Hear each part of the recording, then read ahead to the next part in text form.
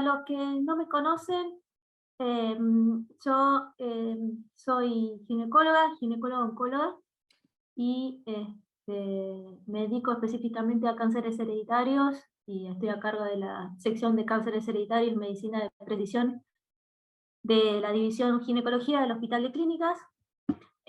A varios de los participantes ya los conozco de la clase anterior, por eso esta va a ser una segunda parte. Decidimos hacerla así en dos partes, porque bueno, esto va apuntado más que nada ahora a patología mamaria, y a terminar de cerrar un poquito de conceptos integrando lo anterior con lo de esta clase. Y vi que también hay varios participantes que ya me han escuchado de otras charlas, así que por ahí va a ser un poco de repaso de charlas anteriores, y también un poquito más de actualidad. Gaby, una pregunta. ¿Vos hiciste la resi en el clínica y en el clínicas y el fellow ahí en el clínicas también? Sí. Ah, bien. Y después te orientaste a la parte de genética. Y después hice genética, sí. ¿Y te formaste en genética cómo? Me formé en España. Ajá. Hice una carrera en España, y primero acá en Argentina, haciendo lo que se llama asesoramiento genético oncológico como parte del programa de cáncer familiar del Instituto Nacional del Cáncer. Ahí fui fellow del Instituto Nacional del Cáncer, y después me formé en lo que es genética médica y genómica en España. Mira qué lindo, muy interesante. Bueno, gracias, Gaby. Nada. No, de nada. Y bueno, vamos a arrancar. A mí me gusta arrancar con lo básico, como para que recordemos un poquito de por qué estamos hablando y de lo que vamos a hablar, y como para ponerlos un poco en contexto, y lo voy a pasar rápidamente. Lo que no nos tenemos que olvidar nunca es que el cáncer es una enfermedad multifactorial. O sea, somos lo que somos gracias a la genética, o sea, lo que heredamos, ya sea de mamá y papá, y a su vez de nuestros ancestros, y de la combinación de esta con el ambiente. Entonces, tanto la genética como el ambiente, y cuando hablamos de ambiente no es solo el tema radiación y todo lo que nos rodea, sino que hay que tener en cuenta, y hoy más que nunca, la obesidad, el tabaco, el alcohol, las drogas, y las terapias hormonales y el consumo de químicos. Porque eso nos va a dar el fenotipo de lo que somos, y dentro de ese fenotipo, características propias que vamos a tener, va a estar incluido el cáncer. Entonces, puede ser que nosotros heredemos una alteración genética que haga que tengamos una mayor predisposición a desarrollar un cáncer, y esos son los cánceres hereditarios, o puede ser que, producto principalmente del ambiente, pero por ahí con una determinada predisposición, tengamos un cáncer de origen esporádico, que son la mayoría de los cánceres, es alrededor del 80, 70, 80% de los casos. Y en un porcentaje un poco menor tenemos los cánceres familiares, que son aquellos que se repiten a lo largo de una familia, pero hoy en día no le podemos encontrar una determinada causa genética. Otra terminología que tenemos que saber, que cuando hablamos de alguna alteración genética, hace tiempo hablábamos de mutación, y que esa mutación produce una enfermedad. Hoy por hoy eso ya no lo decimos, no hablamos más de mutación, sino que, ¿por qué? Principalmente porque nadie quiere ser mutante. Ay, porfa, apaguen los micros, gracias.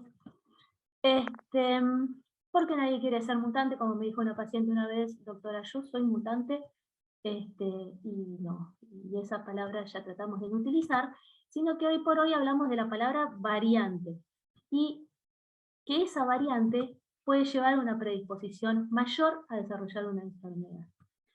Y cuando hablamos de la expresión de esa alteración genética, estamos hablando de la penetrancia, de cuánto penetra esa alteración genética en el fenotipo.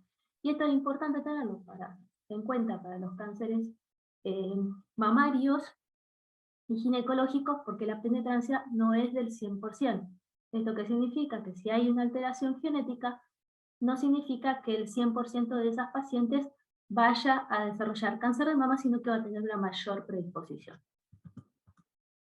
Entonces, cuando el objetivo en realidad de todo esto es porque queremos reducir la incidencia de la mortalidad por cáncer. Entonces lo importante es poder detectar bien, poder identificar esas pacientes para dividirlas en grupos, si pertenecen al grupo que tienen el riesgo de población general, o que tienen un riesgo intermedio en base a sus antecedentes personales o familiares, o un riesgo alto.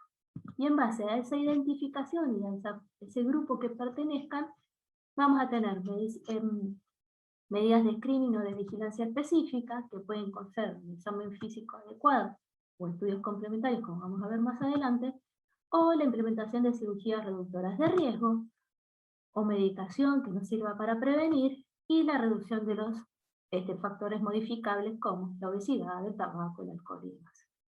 Y de todo esto habla de prevención de precisión, y esto es lo que se viene hoy en día, no solo para cáncer de mama, sino para todos los cánceres que tengan posibilidad de tomar alguna de todas estas medidas. Este le muestra un caso de una paciente que vi hace ya casi 2 años, que me consulta porque ella, no porque ella había ya tenido cáncer de mama, sino principalmente porque su hermana acababa de fallecer de cáncer de mama. Y a su vez tenía otra hermana que había fallecido por cáncer de mama y cáncer de ovario. Entonces, cuando yo miro el árbol genealógico, tengo que tener en cuenta de si hay presencias de cánceres, no solo en los hermanos, sino en los padres, en los tíos, en los primos.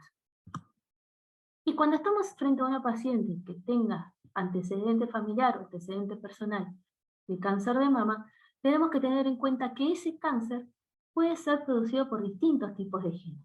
Y a su vez, que un mismo tipo de gen puede dar distintos tipos de cánceres. Entonces, eso es algo que debemos tener en cuenta al momento de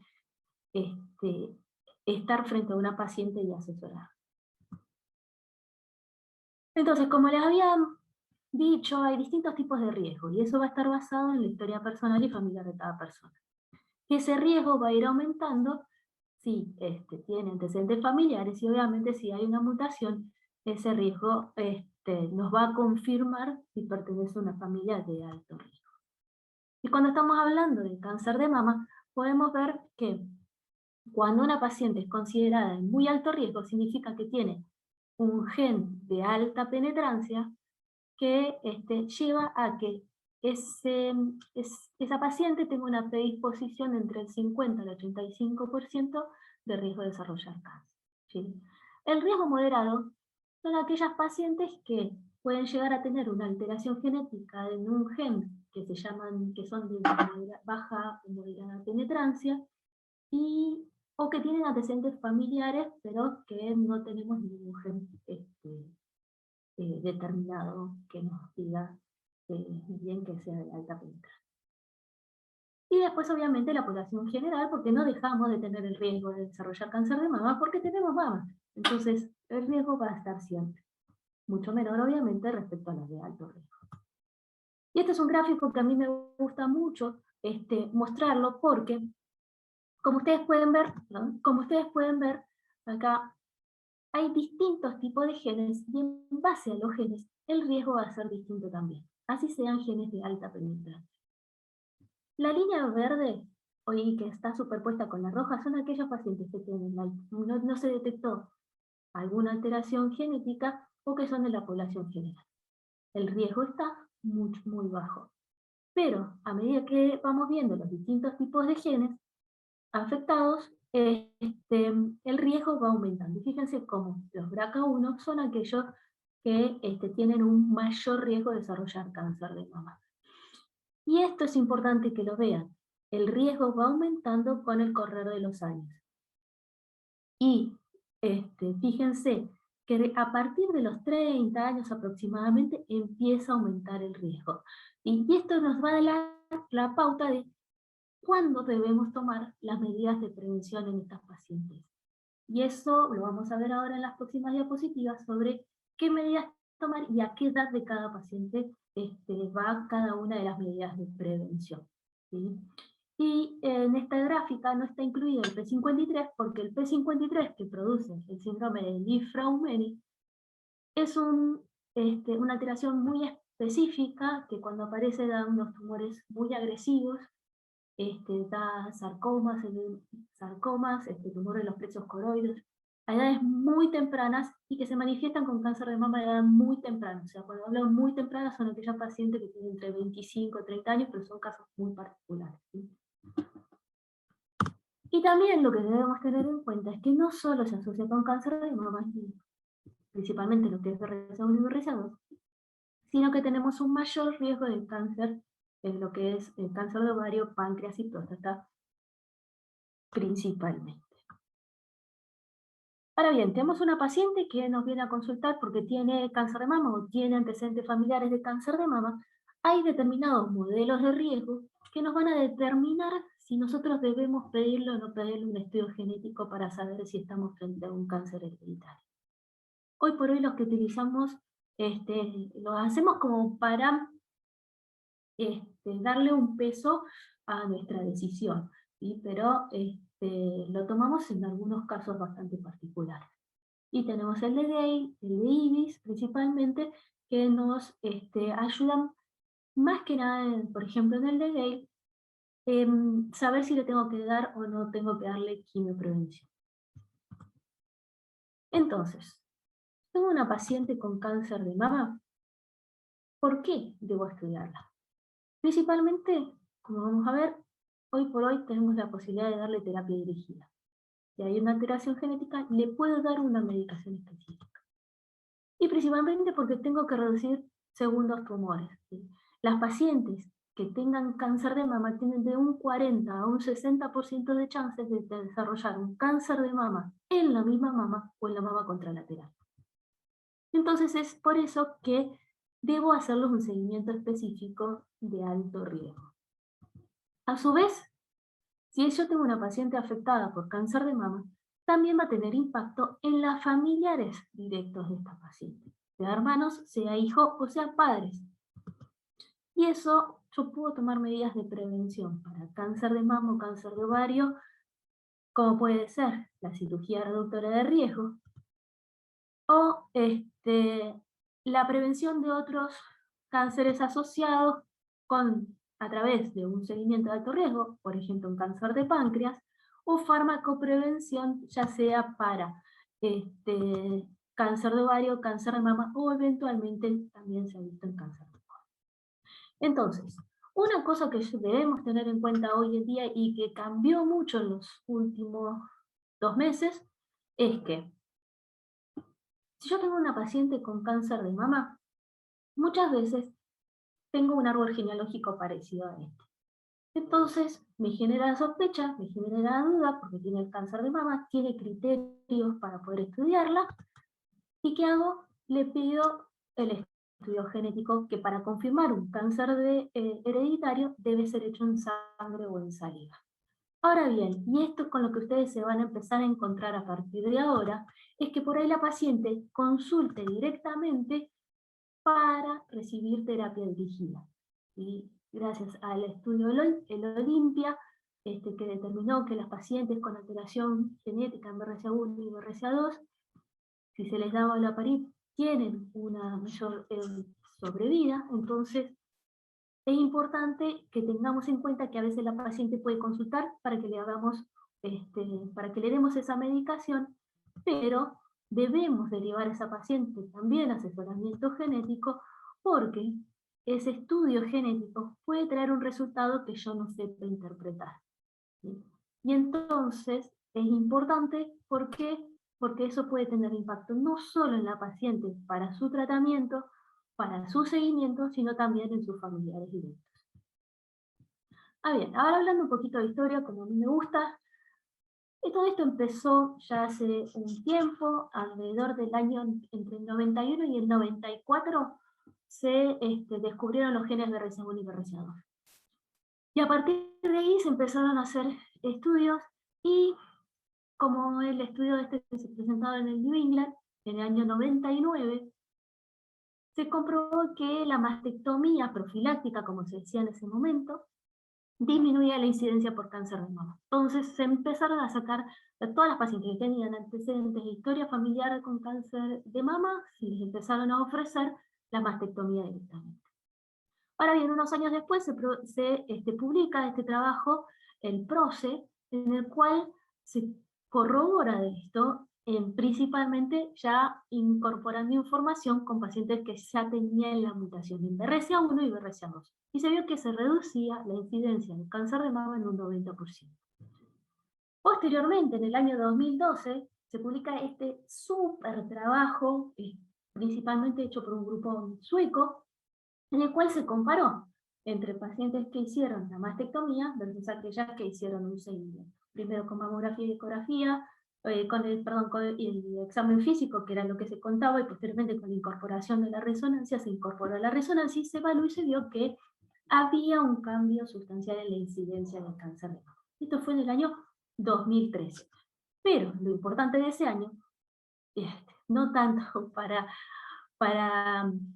mejor dicho, para nosotros, en realidad pasó gracias a la tapa del Time en la cual aparece Angelina Jolie contando que ya tenía BRCA alterado. ¿Sí? ¿Por qué? Porque tenía la mamá con cáncer de ovario, y a partir de ese diagnóstico de esa variante patogénica en BRCA1, ella se estudia, le da un BRCA1 positivo y decide hacerse inicialmente la mastectomía profiláctica, como se decía en ese momento. Y a partir de ahí empezaron a aparecer cada vez más y más y más y más trabajos en los cuales se fueron viendo, a ver, qué tipo de cirugía le hago a la paciente, si le tengo que sacar toda la mama, si le tengo que sacar complejo de la pezón, cómo impactaba esa cirugía, porque no debemos olvidarnos que esto es una cirugía que es mutilante, en lo cual esto puede tener un impacto no solo psicológico, sino también en la parte de sexualidad, más allá de lo que es la incidencia del cáncer per se. Entonces se empezaron a ver en distintos trabajos qué impacto tenía hacer esa cirugía. Muchas veces la expectativa versus la realidad es totalmente distinta, y a su vez no deja de ser una cirugía que puede traer sus complicaciones. Entonces, a partir de todos estos trabajos, se fueron analizando pros y contras y llegamos a lo que es hoy en día. Que en lo que reviste hoy en día pacientes que tengan alteración principalmente en BRCA1 y BRCA2 o PALB2, que son los 3 genes que hoy se consideran de alta penetrancia, y tenemos una paciente que tiene estas alteraciones en estos genes, yo debo hacer un examen físico con autoexamen mamario a partir de los 18 años de edad, examen clínico desde los 25 años de edad, o 5 a 10 años del caso más joven en la familia, y a partir de los 25 años de edad hacer resonancia mamaria bilateral con gadolinio, y a partir de los 30 años de edad incorporar la mamografía. ¿Me escuchan ahí? Incorporar la mamografía junto con la resonancia magnética. Sí, se escucha, Gaby. Ok, gracias. Y esto se debe realizar de manera anual. ¿Sí? Entonces, a ver, puede ser anual las dos juntas, para pedir mamografía y resonancia magnética, las dos en complementario. No se ha visto que haya diferencia entre pedirla una ahora y otra a los 6 meses, ¿sí? Hay muchos que lo piden a eso para que la paciente no tenga que hacer tanta cantidad de estudios. Pero lo ideal es que si se pueden hacer consecutivos, mejor. Y si son médicos y si son centros especializados en esto, mejor aún todavía. Lo que ven acá es un gráfico que a mí me gusta particularmente bastante porque también nos ayuda a tomar alguna medida especial. Y me pasa a mí en hospitales públicos donde no tenemos resonancia magnética como para poder hacerlo. Entonces, hay guías que hoy por hoy avalan la utilización de la ecografía junto con la mamografía, obviamente ecografía realizada con un equipo y con un equipo médico entrenado en ecografía mamaria. Y esto también es importante. Todos los seguimientos se hacen hasta los 75 años de edad. A partir de los 75 años de edad, se evalúa cada caso. ¿Sí? Si la paciente tiene antecedentes familiares más allá de los 75 años de edad, Porque recordemos que estos casos, el 80% de las pacientes a los 80 años van a haber tenido cáncer de mama. Entonces estamos hablando solamente del 20% de las pacientes.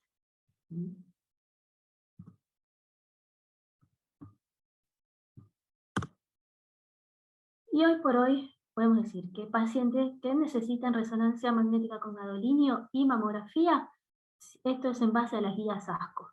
Pacientes con mutación en un gen asociado a cáncer de mama hereditario o familiar de primer grado con mutación conocida, les tengo que indicar resonancia con mamografía. Si la paciente recibió radioterapia en tórax entre los 10 a 30 años de edad, le voy a pedir también. Si tenemos un riesgo mayor al 20%, y ahí vienen los modelos de riesgo que le comenté, y principalmente que usamos el IBIS o el GAY.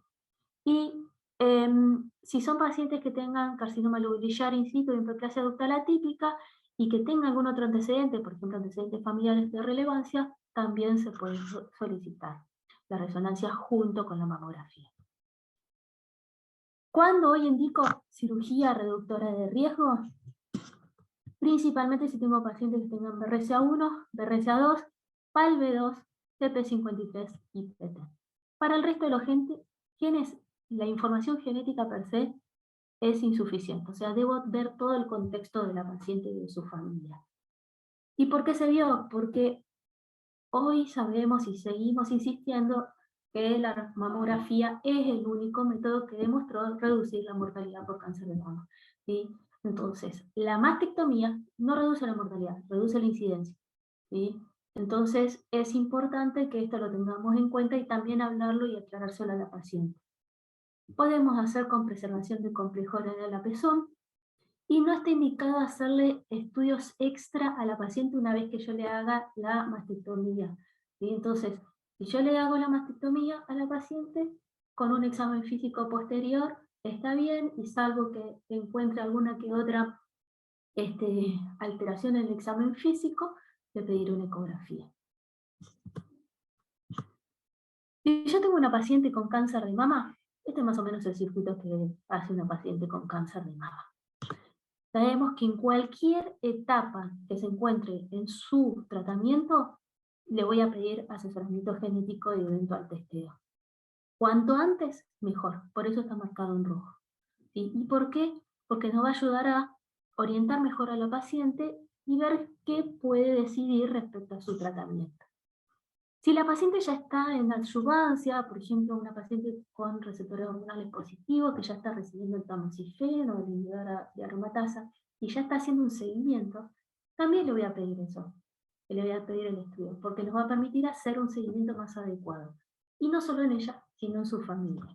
Y obviamente porque por ahí esa paciente tenga alguna alteración genética, como en BRCA1 y BRCA2, que requiera ayudancia con el APAI. Lo que es importante que ustedes vean es que no debemos diferir el tratamiento de esta paciente esperando el resultado del estudio genético. Estos estudios en general tardan aproximadamente un mes y medio en estar el resultado.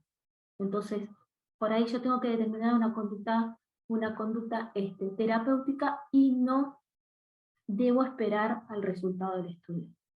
Ahora bien, si también lo que debo tener en cuenta es que el resultado del estudio no me va a modificar si esa paciente tiene que hacer cirugía conservadora versus mastectomía. ¿Sí? ¿Y por qué? Porque se vio que las pacientes tenían la misma evolución y sobrevida aquellas que han hecho cirugías conservadoras versus aquellas que han hecho mastectomía, en lo que respecta a su enfermedad. ¿Sí? Entonces eso no me va a modificar en lo quirúrgico. Ahora bien, hay que ver el tema de la profilaxis. Entonces eso hay que hablarlo con la paciente. ¿Qué dicen las guías ASCO publicadas el año pasado? Que al momento de yo decidir qué tipo de medidas voy a tomar con ellas, debo tener en cuenta la edad del diagnóstico de la paciente, obviamente, porque cuanto más joven sea una paciente, más chance va a tener de, a la larga, desarrollar un secundarismo o un segundo primario. ¿Sí? La historia familiar de esa paciente también hay que tener en cuenta, pronóstico que tenga al momento del diagnóstico, y como les dije, segundos primarios, y esto es otra cosa importante, la posibilidad de realizar un seguimiento adecuado. Muchas veces por los recursos, pacientes que no tengan obra social y demás, no pueden hacer un seguimiento adecuado. Entonces yo debo ajustar mis controles o las conductas que vaya a tomar en base a las posibilidades que tenga la paciente, porque si yo le indico hacer una resonancia y esa paciente no tiene la posibilidad económica de pagar 25.000 pesos, que es lo que sale hoy por una resonancia, no le voy a indicar la resonancia, ¿sí? Y obviamente las comorbilidades, porque también depende de los factores extra a su cáncer mamario al momento del diagnóstico. Entonces, si yo tengo una paciente con genes de alta y moderada penetrancia que no fueron tratadas con mastectomía bilateral, por ejemplo, una paciente que ya ha sido tratada con cirugía conservadora, yo le debo hacer un seguimiento de alto riesgo con mamografía y resonancia. ¿Sí? Si la paciente tiene alteración en BRCA y hizo una mastectomía de un lado, le debo ofrecer la mastectomía del otro lado, siendo mastectomía reductora de riesgo, ¿no? Si la paciente tiene, perdón, acá figura es un error, genes de moderada penetrancia y solamente tiene la alteración genética, no le debe, la decisión de tomar de realizar la mastectomía reductora de riesgo no debe estar dada por solamente la alteración genética. Y principalmente esto pasa con los ATM, NBN o neurofibromatosis que son de moderada penetrancia y debo tener en cuenta todo el contexto. Como le dije, TP53 produce cáncer de mama, un cáncer de mama agresivo y a edades muy tempranas. Y como son tumores radiosensibles, los propios del TP53, no se recomienda la radioterapia, entonces en estas pacientes en general le indicamos mastectomía como tratamiento. Entonces, a modo de resumen, en lo que es seguimiento de alto riesgo de cáncer de mama, recordemos resonancia mamaria hasta los 29 años, resonancia y mamografía con tomosíntesis hasta los 75, y las dos principales cirugías reductoras de riesgo, que es la de mama, y como hablamos en la charla anterior, salpingoforectomía bilateral para BRCA1 y BRCA2, porque eso sí demostró reducir la mortalidad por cáncer. Ahora bien, ¿cómo podemos hacer o cuál es la mejor medida o manera de tomar estas medidas de reductoras de riesgo? Y lo que se vio en este trabajo publicado por Curian es que la combinación de estas medidas, lo que es seguimiento, salpingoforectomía y mastectomía, si nosotros realizamos un seguimiento hasta los 39 años aproximadamente, y una salpingoforectomía, que es la que está indicada, por ejemplo, para BRCA1 a partir de los 40, entre los 35 y los 40 años de edad, y para BRCA2 entre los 40 y 45, y la mastectomía reductora de riesgo a partir de los 40 años de edad, se vio que las pacientes tienen una sobrevida similar a que si eso se lo hiciera tempranamente. Entonces, lo que hacemos con esas pacientes es por ahí no agredirlas tanto con una medida, con una cirugía a tan temprana edad, sino que con el seguimiento yo podría dilatarlo un poquito más. Y a su vez vio que la salpingoforectomía bilateral reductora de riesgo también tiene un impacto sobre la aparición del cáncer de mama. Y este es un trabajo publicado este año en el cual se vio que principalmente los BRCA1 se ven beneficiados con la salpingoforectomía bilateral en lo que es la aparición del cáncer. Ahora bien, si tengo una paciente con cáncer de ovario, ¿qué hago con sus mamas? También le voy a hacer un seguimiento de alto riesgo. Y ese seguimiento de alto riesgo, mientras esa paciente esté en seguimiento por su cáncer de ovario, le voy a hacer un seguimiento de alto riesgo para cáncer de mama. ¿Sí? Y si la paciente llega a cumplir esos 5 años de seguimiento y su cáncer de ovario no vuelve a aparecer y su riesgo posterior a esos 5 años pasa a ser el mismo que la población general, ahí es cuando tomo la conducta con estas pacientes sobre, a ver, ¿qué hago? ¿Sigo con el seguimiento de alto riesgo o puedo hacer la mastectomía reductora de riesgo? Y en esos casos tengo en cuenta los antecedentes familiares de la paciente, principalmente si es BRCA1, porque tiene más incidencia de desarrollar cáncer de mama, y si hay antecedentes, como dije, familiares, la edad de la paciente, y obviamente el pronóstico de su cáncer de ovario. Pero esto es importante tenerlo en cuenta porque muchas veces nos olvidamos de esto y solo pensamos en su cáncer de ovario. Y si una paciente está en un estadio inicial por su cáncer de ovario, un 60% sobrevive. Entonces, eso también hay que tenerlo en cuenta. Este es otro trabajo que se publicó este año. Quiero que le presten bastante atención porque es un muy lindo trabajo de Lambertini y es el primer trabajo que caracteriza a las pacientes jóvenes con variantes en BRCA. Lo que hizo fue ver pacientes que han tenido cáncer de mama y las dividió en los grupos BRCA1 y BRCA2. Históricamente se decía que los pacientes que tenían BRCA eran los lobulillares. Y hoy sabemos que la mayoría de los cánceres son ductales. Entonces, si es ductal, si es lobulillar, no me cambia mucho, debemos tenerlo eso en cuenta. A su vez, la mayoría son de alto grado. Y lo que también se asociaba históricamente era que eran triple negativos. Perfecto, los triple negativos, en un 30 hasta un 30% de los triple negativos pueden ser BRCA activados. Pero debemos tener en cuenta que la mayoría de los cánceres, tanto BRCA1 con alteración y BRCA1 o BRCA2, pueden ser luminales. ¿Sí? Entonces debemos tenerlo en cuenta eso al momento de asesorar a una paciente. Estos cánceres son HER negativos y fíjense que se optó en pacientes por hacerle mastectomía principalmente a los BRCA2. Esto es un estudio retrospectivo y se vio que a las pacientes con BRCA2 le habían hecho más cantidad de mastectomía y son tumores que se comportan más como en la población general.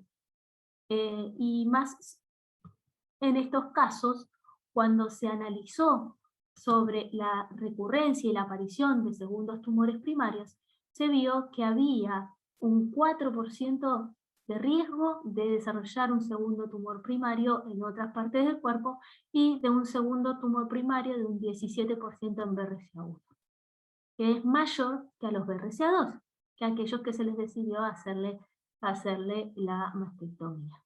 Y cuando se quiso analizar el pronóstico de esas pacientes, a ver si era distinto en aquellas que eran receptores hormonales positivos versus aquellas que eran receptores hormonales negativos, se vio que la diferencia no era significativa. Entonces, todo esto es una información que yo debo incorporar al momento de hablar con una paciente con cáncer de mama y que tenga alteración genética.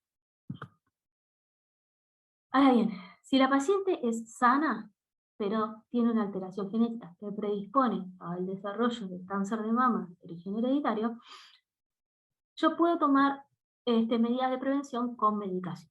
Y si la paciente es premenopáusica, mayor a 35 años de edad, le indico tamoxifeno 20 miligramos día por 5 años. En posmenopáusica podría hacerlo con anastrozol 1 miligramo día por 5 años también. Es insuficiente hoy por hoy la información para saber si a estas pacientes también les tengo que hacer una ecografía transvaginal, pero en realidad si tiene antecedentes de cáncer de ovario le voy a hacer una ecografía, pero si no lo tiene, no. ¿Sí?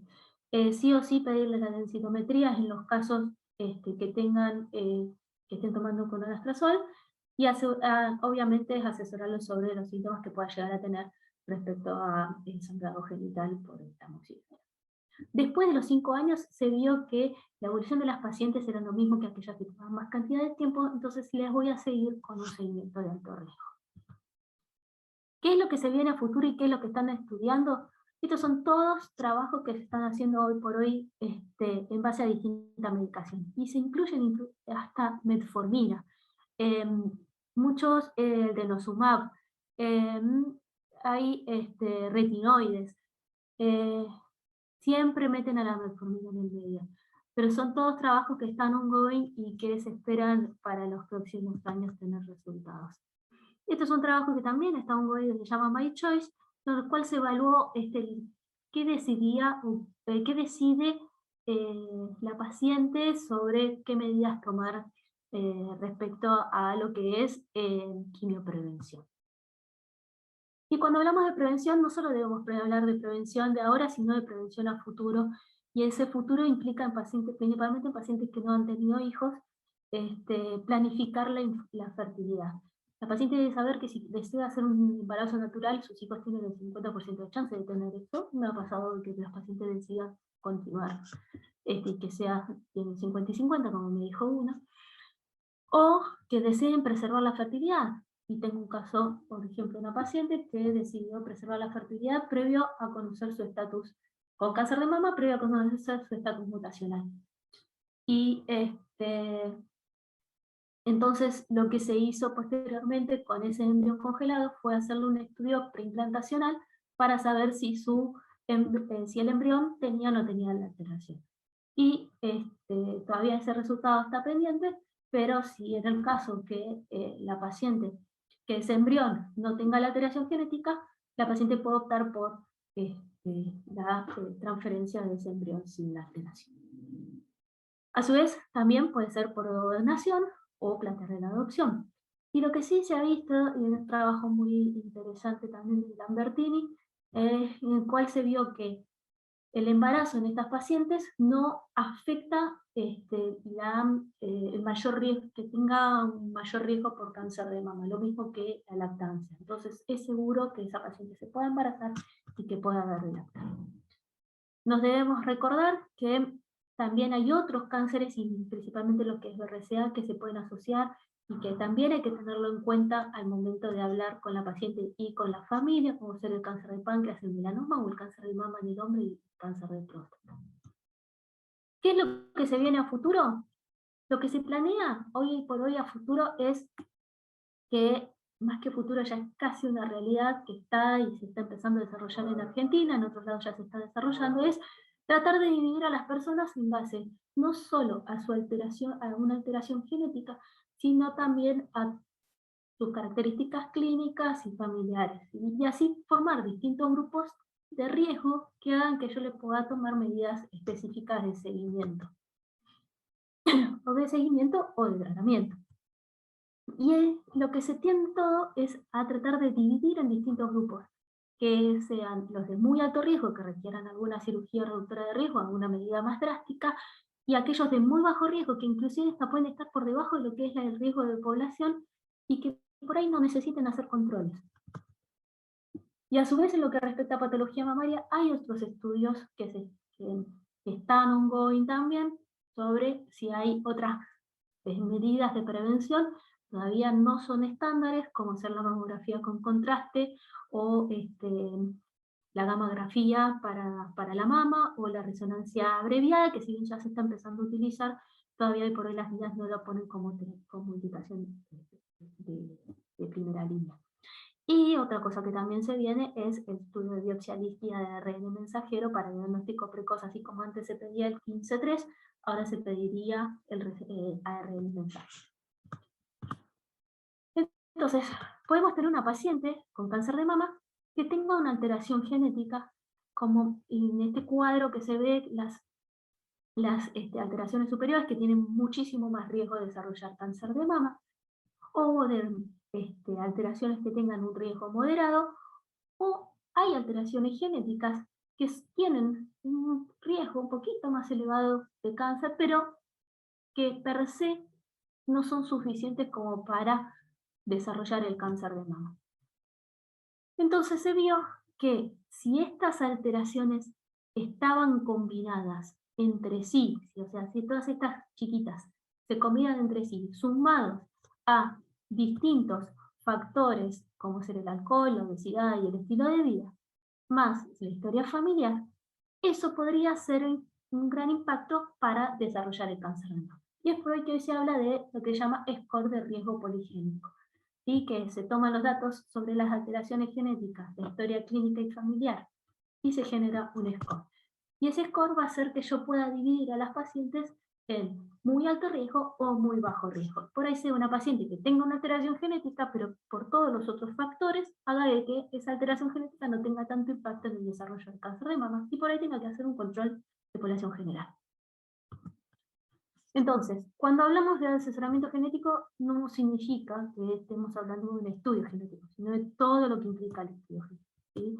Entonces, cuando estemos frente a una paciente con cáncer hereditario, sepamos que cada cosa que nosotros hagamos va a tener un impacto, ¿sí? Y debemos trabajar en conjunto, paciente, familia, médico y comunidad, para lo que es la educación entre todas las partes y el trabajo en equipo.